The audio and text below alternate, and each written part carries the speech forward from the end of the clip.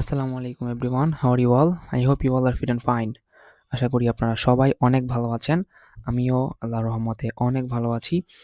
তো আজকে ইংরেজির গ্রামারের এমন একটি টপিক নিয়ে আলোচনা করব, যেই টপিকটি ক্লাস 1 থেকে শুরু করে ক্লাস 10, ইন্টারমিডিয়েট এবং অনার্স মাস্টার্স পাস করার পরেও যারা চাকরি পরীক্ষার্থী তাদেরও জন্য খুবই গুরুত্বপূর্ণ একটি টপিক, যেটি হলো পার্টস অফ স্পিচ। গ্রামার শুরুই হয় পার্টস অফ স্পিচ দিয়ে এবং এটি গ্রামারের খুবই গুরুত্বপূর্ণ একটি টপিক।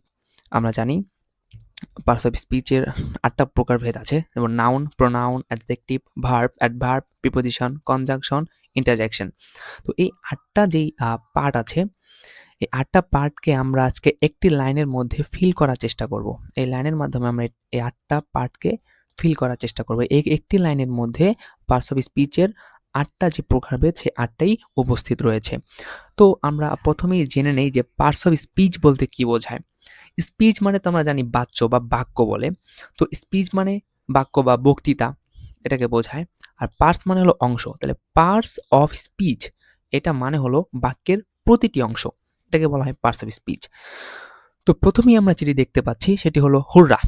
আমরা জানি যখন একটি আবেগ এক্সপ্রেশন বোঝায়, যেমন হুররা হতে পারে, লাস হতে পারে, তারপরে ওহ হতে পারে, তারপরে যে কোনো এরকম আবেগ ঘন বা কষ্ট আর্জিত যেই শব্দগুলো যেগুলো বোঝায়, সেগুলো হয় ইন্টারজেকশন।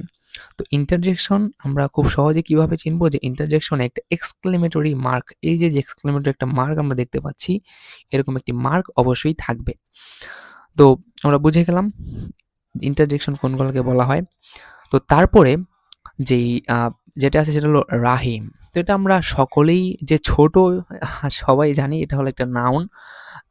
নাউন অনেক প্রকার হয়। আমি পার্টস অফ স্পিচের বিস্তারিত যখন আলোচনা করব, তখন আমরা proper noun, common noun, collective noun, material noun, abstract noun, প্রত্যেকটা নাউনের বিস্তারিত আমরা আলোচনা করব। তারপরে তাহলে হুররা, রাহিম quickly rights a beautiful letter to her and she smiles. তো আমরা জানলাম যে এই রাহিমটা হলো একটি, রাহিম বা রহিম যেটাই আমরা বলি, সেটা এটা হলো একটি নাউন। এবং তারপরে যেটা দেখতে পাচ্ছি আমরা কুইকলি, আমরা জানি এলওয়াই যুক্ত যেই শব্দগুলো যদি নাউনের সাথে এলওয়াই বসে, তাহলে সেটি হয় অ্যাডজেক্টিভ। আর যদি এই অ্যাডজেক্টিভের সাথে এলওয়াই বসে, তাহলে সেটি হয় অ্যাডভার্ব। আমরা সকলে জানি কুইক, তাড়াতাড়ি, এটা একটি অবস্থা বোঝায়। তো অবস্থা যখনই বোঝাবে তখন সেটি একটি অ্যাডজেক্টিভ, আর অ্যাডজেক্টিভের সাথে যদি এলওয়াই বসে, সেটি হয় একটা অ্যাডভার্ব। আর এখানে বলা হয়েছে রাইটস, তাহলে কুইকলি রাইটস। রাইটস অবশ্যই একটা কাজ, লেখা লেখা অবশ্যই একটা কাজ, তাহলে এটা একটা ভার্ব। আর ভার্বের আগে যেহেতু বসেছে কুইকলি, এজন্য কুইকলি একটি অ্যাডভার্ব। আমরা দুই রকম ভাবেই বুঝতে পারি। তারপরে এ বলা হয়েছে, এ একটি আর্টিকেল। আচ্ছা, আপনাদের কাছে একটি প্রশ্ন, যে আর্টিকেল কি কোনো পার্টস অফ স্পিচ? আমরা পার্টস অফ স্পিচের যে ৮টা প্রকারভেদ, noun, pronoun, adjective, verb, adverb, preposition, conjunction, interjection, এই ৮টা প্রকারভেদের মধ্যে কি আর্টিকেল আছে? অনেকেই বলবেন আর্টিকেল নেই, তবে আর্টিকেল কিন্তু এক ধরনের অ্যাডজেক্টিভ। তো এরপরে আমরা যেই ওয়ার্ডটি দেখতে পাচ্ছি সেটি হলো বিউটিফুল। তো বিউটিফুল হলো একটি অ্যাডজেক্টিভ। কেন? আমরা জানি আ এই যে ফুল, এটা একটা অ্যাডজেক্টিভের সিম্বল। আর বিউটিফুল মানে সৌন্দর্য। এটা একটা কোনো কিছুর সৌন্দর্য বোঝাচ্ছে, যেমন বিউটিফুল লেটার। আর লেটার একটি নাউন, কারণ লেটার একটি জিনিসের নাম, একটি চিঠি, রাইট? একটি নাম। তো নাউনের আগে যে ওয়ার্ডটি বসে, নাউনকে মডিফাই করে, সেটা কিন্তু অ্যাডজেক্টিভ। কারণ নাউনকে মডিফাই করে কে? Adjective, you know. নাউনকে মডিফাই করে অ্যাডজেক্টিভ। তারপরে আমরা যেটি দেখতে পাচ্ছি সেটি হলো টু। তো টু আমরা সকলেই জেনে থাকবো, টু একটি preposition. To, for, from, without, তারপরে অ্যামাং, বিটুইন, এগুলো হলো পার্টস অফ স্পিচের একটি প্রকার, সেটি হলো প্রিপোজিশন। তো প্রিপোজিশন আমরা সকলেই মনে রাখবো যে প্রিপোজিশনের পরে যদি কোনো ভার্ব বসে, তার সাথে আইএনজি বসে। ছোট্ট একটি রুল আমরা শিখে নিলাম। তারপরে আমরা যেটি দেখতে পাচ্ছি সেটি হলো হার। এই হার কোন পার্টস অফ স্পিচ? কে বলতে পারবেন?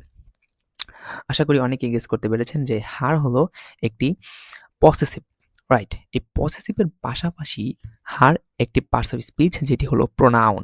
কারণ এই হার অবশ্যই এই শিকে মডিফাই করতেছে, রাইট? শিকে মডিফাই করতেছে কে? হার।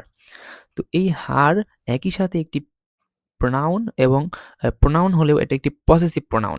তো পসেসিভ এবং এগুলোর বিস্তারিত আলোচনা অন্য সব ভিডিওতে করব। শুধু এটুকুই জেনে রাখি যে এটি হলো হার একটি প্রোনাউন এবং একই সাথে হার একটি পসেসিভ প্রোনাউন এবং অ্যান। আমরা সকলেই জানি অ্যান্ড, অর, বাট এগুলো হলো কনজাংশন। তো আরও অনেক ধরনের কনজাংশন আছে।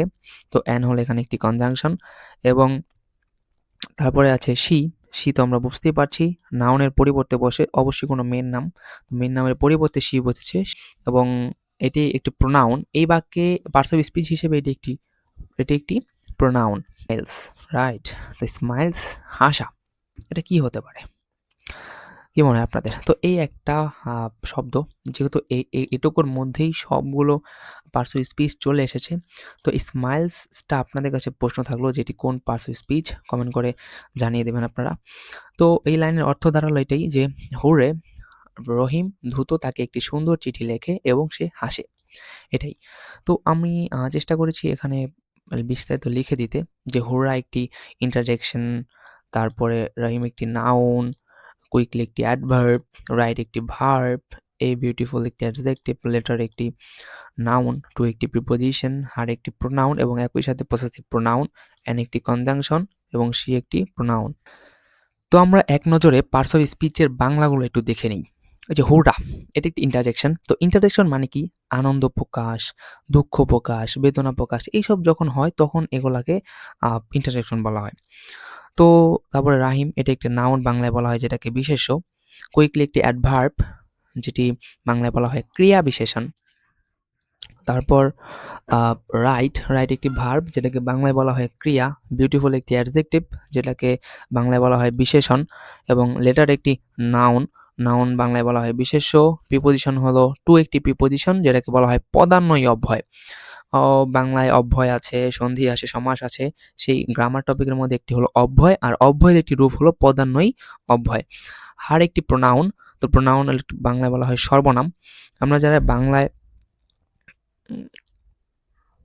যারা বাংলায় ইন্টারমিডিয়েটে ব্যাকরণিক শব্দশ্রেণী পড়েছি, তো সেইটা যারা ব্যাকরণিক শব্দশ্রেণী পড়েছে ইন্টারমিডিয়েটে, তারা অবশ্যই এগুলোর সাথে পরিচিত।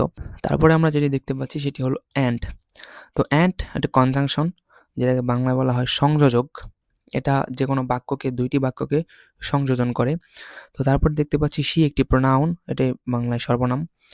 তো এটাই ছিল পার্টস অফ স্পিচের এক লাইনে কীভাবে পার্টস অফ স্পিচের সকল টপিককে নিয়ে আসা যায়, সেটা বুঝিয়ে দিলাম। এবং পরবর্তী ভিডিওতে আমি নাউনের যে প্রকারভেদগুলো আছে, যেমন নাউনের proper noun, common noun, collective noun, material noun, abstract noun, এই সকল কিছু বিস্তারিত আলোচনা করব এবং ধারাবাহিকতার সাথে পরবর্তীতে pronoun, adjective, verb, adverb, preposition, conjunction, interjection এগুলো নিয়ে আলোচনা করব। আশা করি পার্টস অফ স্পিচ যে ভালো একটি দক্ষতা নিয়ে আসতে পারবে এই পার্টস অফ স্পিচে, তার ইংরেজিতে বেসিকে কোনো সমস্যা থাকবে না ইনশাআল্লাহ। 5টা টপিক যদি কেউ ভালো মতো শেষ করতে পারে, তার ইংলিশ বেসিকে কোনো সমস্যা থাকবে না। প্রথমত আছে পার্টস অফ স্পিচ। দ্বিতীয় যে টপিকটির কথা বলবো সেটি হলো রাইট ফর্ম অফ ভার্ব। ভার্বের একটি অংশ রাইট ফর্ম অফ ভার্ব, তবুও এটি খুবই গুরুত্বপূর্ণ। তৃতীয় যে টপিকটির কথা বলবো সেটি হলো টেন্স। টেন্স জানা খুবই গুরুত্বপূর্ণ, কারণ একটি ভাষার যদি কাল কেউ না পড়ে তাহলে সে সেই ভাষার কোনো কিছুই বুঝতে পারবে না। সেই জন্য টেন্স খুবই গুরুত্বপূর্ণ। এবং তারপরে যেই টপিকটির কথা বলবো সেটি রাইট ফর্ম অফ ভার্বেরই আরেকটি অংশ, সেটি হলো subject verb agreement. You know that subject verb agreement খুবই ইম্পর্ট্যান্ট একটি গ্রামার টপিক। চাকরি পরীক্ষা থেকে শুরু করে অ্যাডমিশন যে কোনো জায়গায় পার্টস অফ স্পিচের সাথে এই যে টপিকগুলো বললাম এগুলো খুবই গুরুত্বপূর্ণ। পাশাপাশি আরেকটি ছোট্ট টপিক, সেটা হলো ভয়েস চেঞ্জ। এই ভয়েস চেঞ্জ টপিকটা অ্যাক্টিভ ভয়েস, প্যাসিভ ভয়েস, খুবই সহজ এবং ছোট্ট একটি গ্রামার টপিক। আশা করি এই 5টা গ্রামার টপিক যদি কেউ পড়তে পারে ইংরেজিতে, তার কোনো সমস্যা থাকবে না ইনশাআল্লাহ। তো আপনারা সবাই ভালো থাকবেন, আমার জন্য দোয়া করবেন। আসসালামু আলাইকুম সবাইকে, আল্লাহ হাফেজ।